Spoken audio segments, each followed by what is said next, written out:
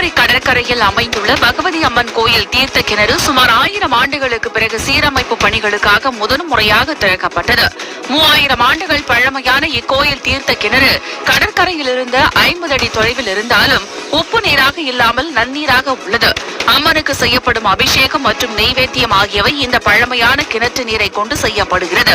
கோயிலுக்கு வரும் பக்தர்கள் பணம், காசு மற்றும் தங்கம், வெள்ளி உள்ளிட்டவற்றை கிணற்றில் காணிக்கையாக செலுத்தி வரும் நிலையில் புனித கிணற்றில் சீரமைப்பு பணி நடைபெறுகிறது. கோயிலுக்கு அபிஷேகம் பண்ணதற்கு உள்ள தண்ணி எல்லாம் அங்க காணிக்கை செலுத்துக்கு அந்த கிணத்துக்கு கொண்டு போட்டதுனால அதுல சுத்தப்படுத்துவதற்காக அந்த கிணத்தை நாங்க இன்னைக்கு 1000 வருஷமா சீரமைக்காம இருந்தது.